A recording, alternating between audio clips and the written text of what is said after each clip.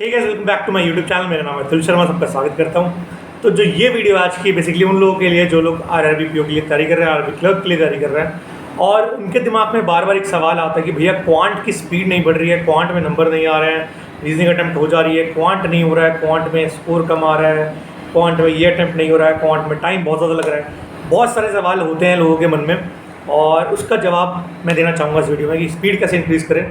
Light चली गई है, आई होप आपको अभी भी कुछ दिख रहा होगा। तो बहुत सारे सवाल होते हैं लोगों के मन में कि क्वांट की स्पीड कैसे इंक्रीज़ की जाए और क्वांट को कैसे किया जाए। देखिए, कुछ छोटी मोटी चीज़ें मैं बताना चाहूँगा सबसे पहले तो आपको कि जो काफ़ी बार क्या होता है कि हम रीजनिंग जो होती है एक ईजी सब्जेक्ट आता है और एक तरह से मैं मान सकता हूँ कि पेपर में रीजनिंग जो है ईजी आती है एज़ कम्पेयर टू क्वांट। ये कहना है क्योंकि काफ़ी सारे लोग फंसते जो हैं क्वांट में ही फंसते हैं। बहुत कम लोग होंगे जो मैंने सुना है कि मेरे से रीजनिंग नहीं हो पा रही, बहुत रेयर बात कर रहा हूँ। तो उसी अकॉर्डिंग बात होती है, वीडियो बनाई जाती है। तो बहुत सारे परसेंटेज ऑफ लोग जो हैं उसे क्वांट में फंस जाते हैं और क्वांट में उनके मार्क्स कम हो रहे होते हैं। तो मैंने पहले भी जब बताया आरआरबी पीओ के बारे में, मैंने ये बोला था कि आप एक चीज़ समझिए कि आपको पेपर में कुछ एक पर्टिकुलर अमाउंट ऑफ नंबर लेने हैं और वो क्रॉस करने के लिए, चाहे वो रीजनिंग हो चाहे वो क्वांट हो, आपको ये फ़र्क नहीं पड़ता कौन सब्जेक्ट में आप नंबर आ रहे हैं। फ़र्क इतना पड़ता है कि आपके नंबर आ रहे हैं कि नहीं आ रहे हैं। ठीक है, तो सबसे पहले तो ये कोशिश करिए कि आप रीजनिंग का सारा सेक्शन अटैम्प्ट कर लें अगर आपका क्वांट कमज़ोर है। ठीक है, क्योंकि रीजनिंग का सेक्शन इजी आएगा और वो 40 नंबर में से 37, 38, 39 नंबर कहीं ना जाने दें। आरआरबी क्लरिकल में 40 में से 40 कहीं ना जाने दें, वो रखिए अपने पास, क्योंकि वो जो है एक बोनस होता है और वो इजी पोर्शन है ऐसा माना जाता है। मुझे लगता है कि पेपर में रीजनिंग बहुत ज़्यादा आसान आती है तो आपके लिए वो एक बोनस होता है, तो उसको ले लें। ठीक है, उसके बाद बात करते हैं क्वांट की। देखिए, क्वांट में अगर आपके नंबर ठीक ठाक भी आ जाते हैं तो आपका पेपर इजीली क्लियर हो जाता है। ठीक ठाक का मतलब मैं बताना चाहता हूँ कि लगभग 25 से 30 सवाल क्वांट में आसान ही आते हैं, मुश्किल नहीं आते हैं। 10 सवाल जो होते हैं, 10 से 12, 13 सवाल वो अर्थमेटिक के आते हैं, उसमें से भी कुछ सवाल आसान होते हैं, मुश्किल नहीं होते हैं। ठीक है, तो मैं बात करता हूँ 25 से 30 सवाल जो होते हैं, जो क्या कहते हैं बेसिकली किस चीज़ के होते हैं, simplification, quadratic, number series, DI.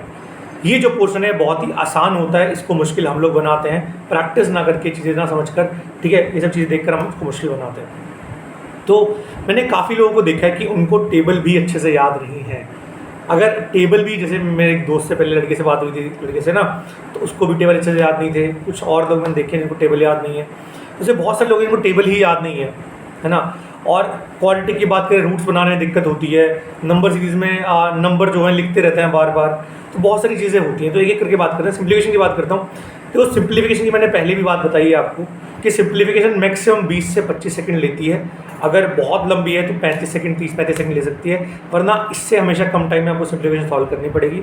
और उसके लिए 3-4 चीज़ें आपकी मस्ट हैं जो आपको आज की तारीख में आनी चाहिए। वो क्या है कि आपको 20 तक तो एटलीस्ट टेबल आना चाहिए, 20 तक टेबल आना चाहिए। उसके बाद आपको 40 तक मैं मानता हूँ स्क्वायर आना चाहिए और क्यूब जो है 10 तक काफ़ी है। अगर इतना आपको क्यूब आता है तो काफ़ी है, उतना, उससे ज़्यादा की ज़रूरत नहीं है। अब बात करते हैं कि अगर इतना आपको आता है फिर क्या चीज़ है। फिर अगर मान लो कई लोग कहते हैं मुझे आता भी है फिर भी मेरी दिक्कत होती है। जैसे कि ये ऐसा क्यों होता है? क्योंकि आप लोग नंबर के एक्वेंटेंस नहीं होते हैं, आपका जो नंबर के साथ एक्वेंटेंस नहीं होता है, आप नंबर के साथ जान पहचान नहीं बना पा रहे हैं, है ना। अगर आप बोलोगे किसी को 12 और 19 कितने होता है, अगर आप उसको जोड़ने में टाइम लगा रहे हो, 31 नहीं पता आपको, तो मतलब आपकी कहीं ना कहीं कैलकुलेशन थोड़ी सी वीक है। और उसका कारण ये कि आप बार बार प्रैक्टिस नहीं कर रहे हो उन चीज़ों की, तो शायद कमज़ोर पड़ जाती है चीज़ें।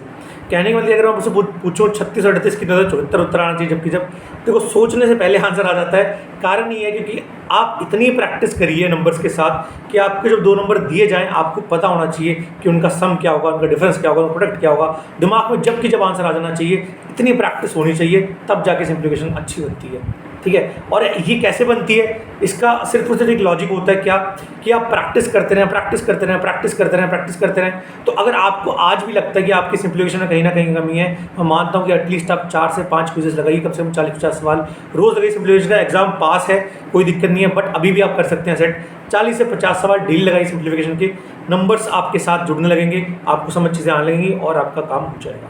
एक और चीज़ मैं सिंप्लीफिकेशन में ऐड करना चाहूँगा, वो ये है कि आप जब शुरू करते हैं सवाल, आप कुछ ऐसा उठाइए जो आपको बहुत देखते क्लिक कर रहा है कि इसका उत्तर ये होगा। जैसे बहुत लंबा चौड़ा क्वेश्चन है और वहाँ लिखा हुआ 15x12। 15x12 बहुत बार यूज़ किया जाना प्रोडक्ट है, तो अगर आपको पता है 15x12 180 होता है, तो वहाँ लिख लीजिए, उसके साथ क्वेश्चन करना शुरू कर दीजिए। तो कहने की बात ये कि आप वो 2 टर्म्स चूज़ करिए क्वेश्चन में, सिंप्लीफिकेशन में, जो आपको आसान लगती है और जो आपके लिए डुएबल है, वहाँ शुरू करिए। ठीक है, अब बात करते हैं, आगे बढ़ते हैं क्वाड्रेटिक इक्वेशन पे। अब क्वाड्रेटिक इक्वेशन में क्या होता है कि रूट्स बनाने होते हैं, और रूट्स बनाने में दिक्कत बहुत सारे लोगों को आती है। और उसमें क्या होता है कि आपके पास आप क्या होता है कि आपकी प्रैक्टिस नहीं होती है, या आप नंबर से जुड़े हुए नहीं होते हो, है ना, बहुत सारी चीज़ें होती हैं। उसमें एक चीज़ समझिएगा आप कि आपने क्या करना है, आपने जब दो नंबर्स आप लेते हो, जैसे सपोज करो प्रोडक्ट बनाना है 2500, ठीक है, और नंबर आपको पता नहीं क्या क्या है, लेकिन आपको सम पता है, नंबर सम होना चाहिए दोनों का मिलकर, लेट सपोज 27, ठीक है। अब आपको पता लग गया कि 50 आपको प्रोडक्ट बनाना है और सम है आपका 27। अब आपको बार बार हिट एंड ट्रायल करना पड़ेगा, जल्दी जल्दी करना पड़ेगा। ये नहीं कि आप सोच लग जाओगे, ये कई बार मैं एग्जांपल दे रहा हूँ, कई बार बहुत मुश्किल सा आ जाता है प्रोडक्ट और हम उसको स्किप कर देते हैं, लेकिन वो बहुत ईजी होता है, ठीक है। आप हिट एंड ट्रायल करिए, ऐसे करिए कि एकदम दूर वाले नंबर ले लीजिए, जैसे एक सबसे छोटा एक सबसे बड़ा, ठीक है, कोई भी ले लीजिए। जैसे सपोज कर मैंने ले लिया 2 और 25, तो डायरेक्ट बन जाएंगे।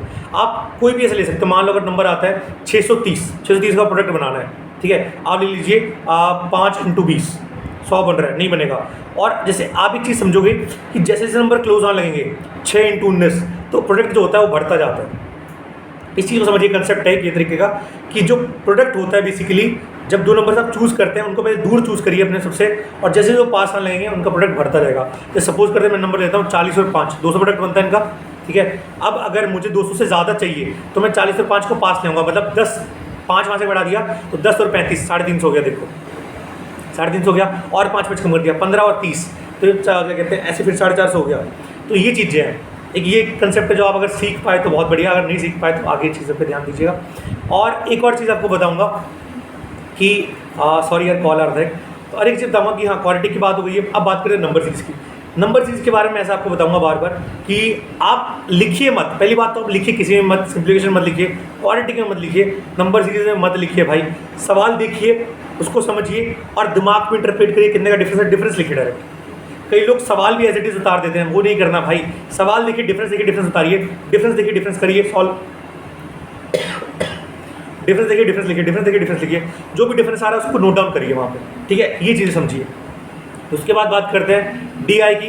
डीआई बार बार मैं कहता हूँ कि इन लेवल्स एग्जाम में कॉपी करने की ज़रूरत नहीं है, लेकिन अगर हाँ हर चीज़ में डेटा निकालने की जरूरत पड़ रही है आपको, तो एक बार डीआई सॉल्व कर लीजिए। हार्डली 30 से 40-50 सेकंड लगते हैं, सारा डेटा नोट डाउन हो जाएगा आपका और आप सॉल्व कर ले जाओगे। लेकिन क्लरिकल एग्जाम में कोई भी डेटा निकालने की जरूरत नहीं है। पीओ में आप निकालना चाहते हो, आपको लग रहा है कि हाँ हर एक टर्म में, हर एक जैसे क्या कहते हैं क्वेश्चन में डेटा निकालने की जरूरत पड़ेगी, जैसे आपको दिया हुआ कि इतने % इसमें, इतने % इसमें, तो टोटल दिया हुआ है, तो वहाँ से डेटा निकालनी पड़ेगी आपको हर एक टर्म में, तो आप निकाल लीजिए, इसको सॉल्व करिए, ठीक है। तो ये कुछ बेसिक पॉइंट्स थे डीआई के बारे में, सिम्प्लीफिकेशन के बारे में, क्वाड्रेटिक के बारे में। मतलब मेनली ये था कि यार आपको मैं समझाऊं कि आप प्रैक्टिस करिए जितने कर सकते हैं। क्वाड्रेटिक की भी 3-3, 4-4 क्विज़ेस लगाइए, नंबर सीरीज 3-3, 4-4 क्विज़ेस लगाइए। अगर ये चीज़ें आप स्ट्रांग बना लोगे, डीआई सॉल्व करिए, अभी भी बहुत टाइम है डीआई सॉल्व। अगर आपको लग रहा है कि मॉक में नंबर कम आ रहे तो डीआई सॉल्व करिए, है ना। तो ये सब चीज़ें करिए आप, और मैं डेफिनेटली कह सकता हूँ कि आपके नंबर बढ़ेंगे। अर्थमेटिक के बारे में एक चीज़ बोलना चाहूँगा लास्ट में कि अर्थमेटिक के अगर 10-12 सवाल आते हैं तो 4-5 सवाल बहुत आसान होते हैं। फिगर आउट करिए, ढूंढिए कौन सा सवाल ईजी है, उसको सॉल्व कर लीजिए। और ये जो टेक्निक्स है अपनी थोड़ी बहुत जो मैंने आपको बताई है, इसको अपनी उसमें इंटरप्रेट करिए, एग्जाम्स में मॉक में लगाइए, और आपके डेफिनेटली स्कोर इंप्रूव होंगे। Thank you so much. इस वीडियो में इतना काफ़ी है, मिलता है जल्दी वीडियो में। ऑल द बेस्ट, बाय, तैयारी करते रहिए। ये वीडियो एक बेसिक आइडिया था आप कैसे कर सकते हैं कैसे नहीं, ठीक है जी। Thank you, bye.